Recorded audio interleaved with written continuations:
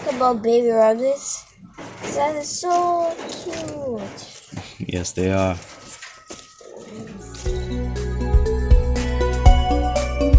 Cause this is our style when we walk for a mile and go have some fun till the day is done. Time for the chores.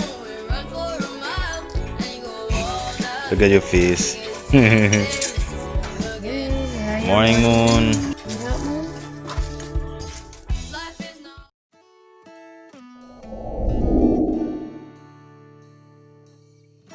Today I am going to be transplanting these Chinese cabbage plants that I received this morning. Now we have our cabbages growing right here. We have our kale growing right here. And I'm going to put the Chinese cabbage right somewhere in this area. One of the things I want to talk about is companion planting. Now, the way I'm setting up my bed is in such a way that not too many of the same type of plant is next to the other. Now, the last time I did a recording, I did not have my trusty hand fork. Now, one of the reasons why I'm spacing out these plants like that, as you realize, I only have 3 plants in a row. That's because I plan on adding some basil. One of the reasons is that basil is a natural insect deterrent. So some of the worms that normally attack, for example, the cabbage, will be deterred by the big leaf basil. So the Italian basil that I have over there in the seedling trays, I will then be planting them around and between the cabbage. I'm going to put down the plants right among these 3 rows. But first, I have some more manure from the rabbits. I'm just going to add it in the rows. So give the plants a little boost as they start their growth process. Alright, the ground has now been prepared and we can start with the actual transplanting.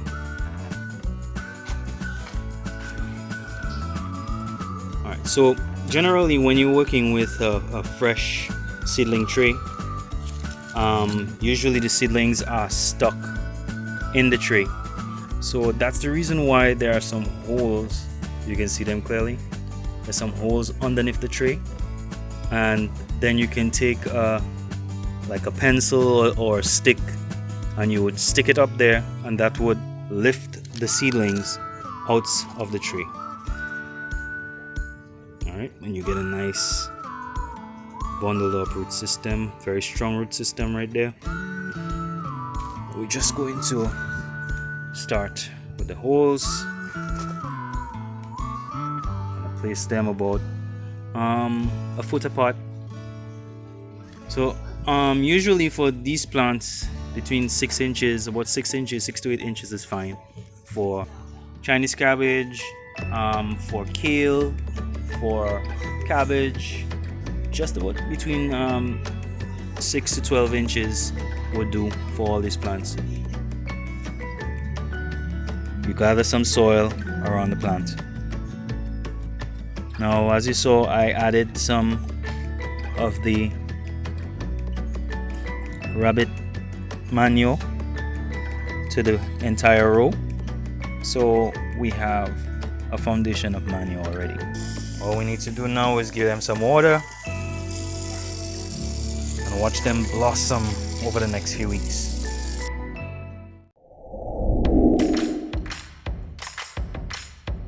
Alright, today we're gonna cut this drum to allow us to be able to plant a few more plants around the house. So we're gonna cut this into 3 sections. So one of the main reasons for cutting this today is because Noah's beans are getting very large and we need a place to plant them. Okay, so we decided that we're going to transfer the compost in here to the new bin. This is because the new bin is bigger, but also we're gonna keep both bins and this one is closer to the door, so we won't have to go too far to drop the household material in there. And then next to the compost, we will fill this up with soil, and Noah can plant his beans. Alright, so we're going to put a couple of holes in the bottom of this. I'm going to get my drill, and we're just going to bore a few holes to ensure that water does not accumulate in these containers. So when the rain comes, the water will drain out.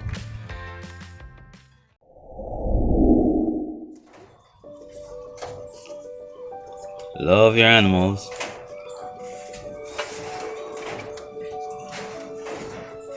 What do you like about baby rabbits? That is so cute. Yes, they are. Hey Noah, what you doing? I'm watering the rabbits. Alright, good job, man. Thanks.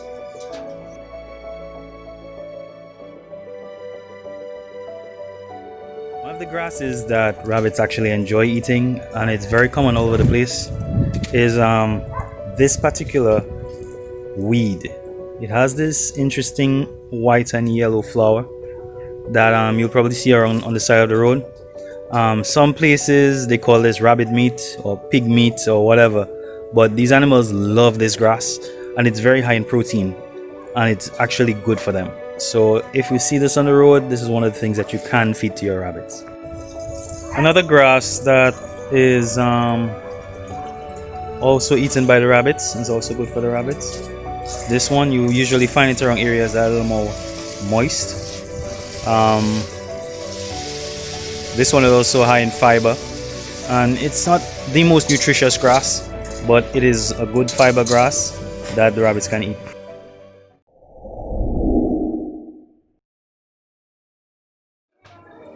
So today's lunch is going to be a simple pumpkin soup. We're going to use Frampton's Delight soup mix.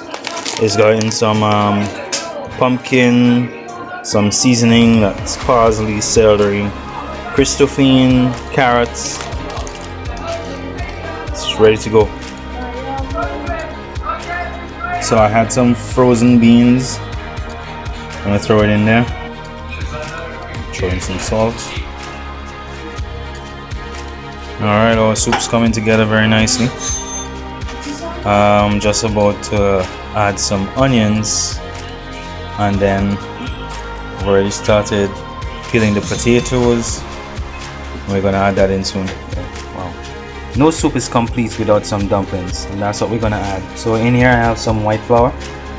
It's all-purpose flour, and we're gonna do something special today. We're going to add some sweet potato flour from Frampton's Delight. It's actually really tasty, it's gluten free, and it's a good additive to some of your foods, especially your soups. Oh, I was on Facebook the other day and I saw somebody asking how to make dumplings, or how do they make dumplings in the Caribbean, and they said they had tried something with milk and with seasonings and stuff, but we do not make dumplings that way in the Caribbean. Dumplings for us is simply flour, salt, and water, and that's it. We added about half a cup of sweet potato flour to about 2 cups of all-purpose flour, and a pinch of salt. Okay, we have a roughly mixed dough, and now I'm going to separate it into little balls to throw into the soup.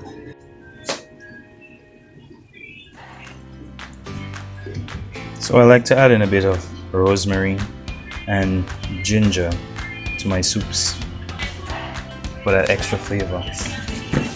So I have fresh ground ginger powder made myself. Just adding a little bit to the soup, and you can always see it's coming alive with so much color. Now it's time to add in the potatoes. The last thing we add in are the dumplings.